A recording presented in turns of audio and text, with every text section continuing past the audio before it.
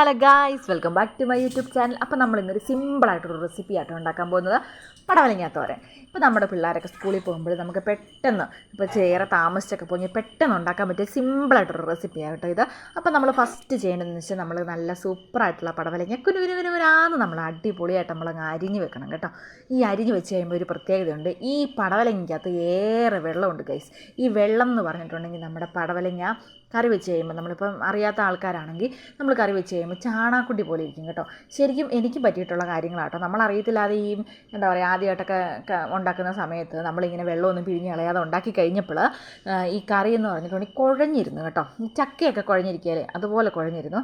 അപ്പോൾ നമുക്ക് നമ്മളെടുത്ത് പാത്രത്തിലെടുത്ത് കഴിക്കുമ്പോൾ തന്നെ നമുക്ക് തന്നെ ഒരു ഇതെന്ത് കറിയാണ്, ഒരു വൃത്തിയൊന്നും തോന്നിയല്ല കേട്ടോ. പക്ഷേ നല്ല ടേസ്റ്റൊക്കെ ഉണ്ടെങ്കിലും നമുക്കതങ്ങ് ഫീൽ ചെയ്യില്ല. അപ്പോൾ ഞാൻ 1-2 തവണ പിഴിഞ്ഞ് നോക്കിയപ്പോഴൊന്നും ഏറെ വെള്ളമൊന്നും ഇല്ലായിരുന്നു. കാരണം ഇച്ചിരി ഏറെ മൂത്ത പടവലങ്ങയായിരുന്നു കേട്ടോ. അപ്പോൾ നമ്മൾ 2-3 തവണ പിഴിഞ്ഞ് നോക്കിയപ്പം വെള്ളമില്ലെങ്കിലും ഏറ്റവും ലാസ്റ്റ് വന്നപ്പോഴത്തേക്കും ഇച്ചിരി ഏറെ വെള്ളമൊക്കെ ഉണ്ടായിരുന്നു കേട്ടോ. അപ്പോൾ എനിക്ക് ഇച്ചിരി സമാധാനമൊക്കെ. കാരണം നമ്മൾ സാധാരണ ഈ പിഴിഞ്ഞ് കഴിയുമ്പോൾ വെള്ളമില്ലെങ്കിൽ പിന്നെ നമ്മൾ ഓർക്കും ഇത് ഉണ്ടാക്കി കഴിയുമ്പോൾ എങ്ങനെയായിരിക്കും എന്നൊക്കെ നമ്മൾ ഓർത്ത് പോകും കേട്ടോ. കാരണം നമ്മളെന്നും ചെയ്തുകൊണ്ടിരിക്കുന്ന പ്രവൃത്തി അതുപോലെ കിട്ടിയില്ലെങ്കിൽ നമുക്ക് ആകെ ഒരു ടെൻഷനല്ലേ. അപ്പോൾ അങ്ങനെ ലാസ്റ്റ് സംഭവം നമ്മളങ്ങ് വടിച്ചങ്ങോട്ട് പിഴിഞ്ഞങ്ങോട്ട് എടുക്കുന്നുണ്ട് കേട്ടോ. അതിനുശേഷം നമുക്ക് ഇതിനുള്ള അരപ്പ് തയ്യാറാക്കാം കേട്ടോ. അരപ്പിനായിട്ട് ഫസ്റ്റ് നമ്മൾ ഒരു 3-4 കൊച്ചുള്ളി എടുത്തിട്ടുണ്ട്, ഒരു ചെറിയ പച്ചമുളക് എടുത്തിട്ടുണ്ട്, ഒരു 2 വെളുത്തുള്ളി എടുത്തിട്ടുണ്ട് കേട്ടോ. 2 ചുള വെളുത്തുള്ളി ആട്ടോ നമ്മൾ എടുത്തിട്ടുള്ളൂ. ഇനി നമുക്ക് ഏറെ ഒരു ഇച്ചിരി തേങ്ങ ഇട്ട് കൊടുക്കാം കേട്ടോ. എന്ന് വെച്ചാൽ പടവലങ്ങയ്ക്ക് മുന്നേ നിൽക്കരുത് കേട്ടോ തേങ്ങ. പടവലങ്ങയും തേങ്ങയും ഏകദേശം ഒരു സെയിം ടു സെയിമിലൊക്കെ നിൽക്കണം കേട്ടോ. അപ്പോൾ നമ്മൾ കുറച്ച് തേങ്ങ ഇട്ട് കൊടുക്കുന്നുണ്ട്. അതിനകത്ത് നമ്മൾ കുറച്ച് എന്താ പറയുക മഞ്ഞപ്പൊടിയും കൂടി ഇട്ട് കൊടുക്കുന്നുണ്ട് കേട്ടോ. കാരണം ഏറെ മഞ്ഞപ്പൊടി ഇടരുത്. മഞ്ഞപ്പൊടിയാണ് ആ ഒരു കറിക്കൊരു നല്ലൊരു കളർ തരുന്നത് കേട്ടോ. നല്ല തത്തപ്പച്ച കളറിലിരിക്കണം കേട്ടോ. അതാട്ടോ എനിക്കിഷ്ടം. അപ്പോൾ നമ്മൾ ചട്ടി അടുപ്പത്ത് വെച്ചു, എണ്ണ ഒഴിച്ചു, അതിനുശേഷം നമ്മൾ കടുക് പൊട്ടിക്കുന്നു. എല്ലാവരും ചോദിക്കും ഇതൊക്കെ ഞങ്ങൾക്കും അറിയാവുന്ന കാര്യമല്ലേ. എല്ലാവർക്കും അറിയാമെങ്കിലും ഞാൻ തുടങ്ങി വെച്ചതല്ലേ, ബാക്കി ഇങ്ങോട്ട് അങ്ങ് ഫിനിഷ് ആക്കിക്കോട്ടെ. അതിനുശേഷം നമ്മൾ എണ്ണയൊക്കെ നല്ലപോലെ ചൂടായി വന്നിട്ടുണ്ടായിരുന്നു കേട്ടോ. എണ്ണ ചൂടായി വന്നപ്പോൾ ഞാൻ കടുകൊക്കെ ഇട്ട് കൊടുത്തു. കടുകിട്ട് കൊടുത്ത ശേഷം നമ്മൾ ഫസ്റ്റ് ഇടേണ്ട സംഭവം കേട്ടോ നമ്മുടെ പടവലങ്ങ.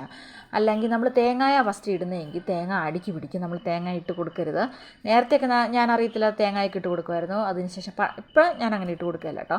നമ്മൾ പടവലങ്ങ ഇട്ട് കൊടുത്തു. പടവലങ്ങ ഇട്ട് കൊടുത്ത ശേഷം നല്ലപോലെ ഇളക്കുക കേട്ടോ. കാരണം ആ എണ്ണയ്ക്കകത്ത് നമ്മളൊന്ന് ചെറുതായിട്ടെന്ന് പറയാം ഒന്ന് ഇളക്കിയിടുക. അതിനുശേഷം നമുക്ക് ഇച്ചിരി ഉപ്പിട്ട് കൊടുക്കാം കേട്ടോ. നമ്മൾ വേറെ സ്ഥലത്തൊന്നും ഉപ്പിട്ടിട്ടൊന്നുമില്ല, നമ്മൾ അരപ്പിനകത്തൊന്നും ഉപ്പിട്ട് കൊടുത്തിട്ടൊന്നുമില്ല. അപ്പം നമുക്ക് ആ ഒരു പടവലങ്ങയ്ക്കകത്ത് നമുക്ക് കുറച്ച് ഉപ്പിട്ട് കൊടുക്കാം. ഉപ്പിട്ട് കൊടുത്ത ശേഷം ഇച്ചിരി കറിവേപ്പിലയൊക്കെ ഉണ്ടെങ്കിൽ ഇച്ചിരി ഏറെ ഇട്ട് കൊടുക്കുന്ന അടിപൊളി രുചിയായിരിക്കും കേട്ടോ കറിക്ക്. അപ്പോൾ നമുക്കിവിടെ കറിവേപ്പില കുറച്ചേ ഉള്ളൂ. അപ്പം ഞാൻ ചെറുതായിട്ടൊന്ന് ഇട്ട് കൊടുക്കുന്നേ ഉള്ളൂ കേട്ടോ.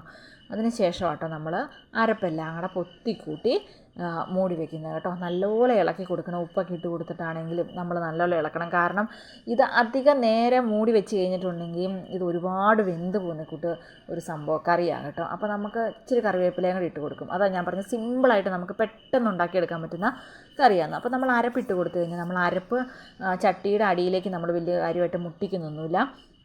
അരപ്പ് ആ പടവലങ്ങയുടെ മണ്ടയിലേക്ക് തന്നെ ഇട്ട് കൊടുത്തിട്ട് ബാക്കിയുള്ള പടവലങ്ങ നമ്മൾ മുകളിലേക്ക് തട്ടിപ്പൊത്തി കൂട്ടി അങ്ങോട്ട് മൂടി വെക്കുക കേട്ടോ ചെയ്യുന്നത്.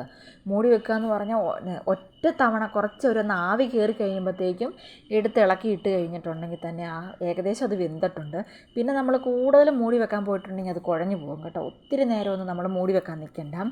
അപ്പോൾ നമ്മുടെ സംഭവങ്ങളെല്ലാം ഏകദേശം റെഡി ആയിട്ടുണ്ട് കേട്ടോ. ഞാൻ പിന്നെ മൂടി വെക്കാൻ പോയില്ല, മൂടി വെക്കാതെ ഞാൻ തുറന്ന് തന്നെ ഇട്ട് ഇളക്കി എടുത്തു കേട്ടോ. അപ്പോൾ നമ്മുടെ പടവലങ്ങ ഒന്നിനൊന്ന് തൊടാതെ നല്ല സൂപ്പറായിട്ട് കിട്ടിയിട്ടുണ്ട്.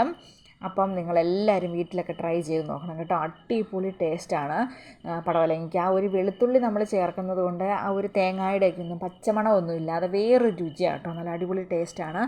അപ്പോൾ വീഡിയോ ഇഷ്ടപ്പെട്ടാൽ എല്ലാവരും ലൈക്ക് ചെയ്യുക, ഷെയർ ചെയ്യുക, കമൻറ്റ് ചെയ്യുക, സബ്സ്ക്രൈബ് ചെയ്യുക. ടാറ്റാ ബൈ ബൈ ഉമ്മ.